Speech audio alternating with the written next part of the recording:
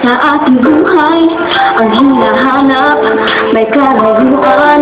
Dumating na ang kinauubusan ng tiwala sa sarili, lakas ng dasal, alam sa dulo ng bawat taon, naghihintay ang panahon. Lahat ng bumbay paghihintay, ang damdamin ay tumatawid sa lupa't sa dagat o sa langit. Malay sa pinalamig, pinaglalapit ng pag-ibig. Ito ang Pasko, ang mamahal ng pinagsasaluhan. Ito ang Pasko na ang ating dalita. Ito ang Pasko, Panginoon laging kasama. Ito ang Pasko, saan man sa mundo, Paskong Pilipino. Ano man pinagdaanan, may kabigatan, wala naman tayong pinakayanan. Nasaan ka man, walang maiiwanan, ang bawat isa ang ating tahanan. Dami ay tumatawid sa lupa't sa dagat o sa langit. Alay sa pinalamig, pinaglalapit ng pag-ibig. Ito ang Pasko, ang mamahal na pinagsasaluhan. Ito ang Pasko na ang ating dalita. Ito ang Pasko, Panginoon laging kasama.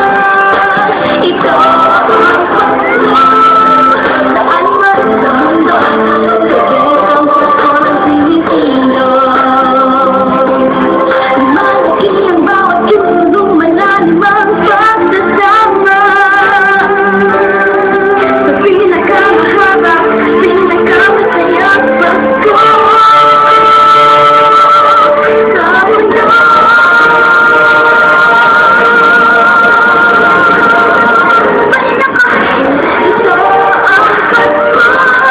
ang mamahal na pinagsasaluhan.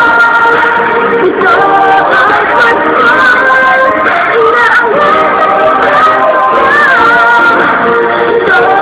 Ito ang Pasko, Panginoon ang laging kasama. Ito ang Pasko, saan man sa mundo, isang Paskong Pilipino. Pasko, ang mamahal na pinagsasaluhan. Ito ang Pasko na ang ating dalita.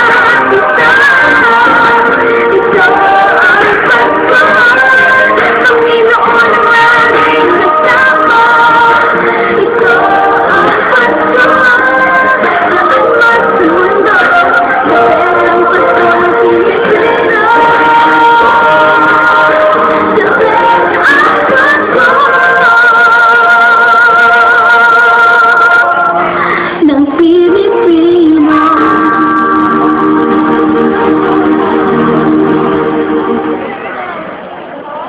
Tradisyon ay tunay na mayaman ng bayan na ito. Kalabing-anim ng Disyembre pa lamang ay nagkumpisa na ang Pasko sa Misa de Gallo. Pagkatapos noon ay kakain ng lahat ng bibingka at puto bumbong at iinom ng salabat. Nagsasabit pa rin ng marami ng mga pangon. At sino makakalimot sa may tinis na dito lamang makikita sa kabit? Manito? Yan ang susunod kong kwento.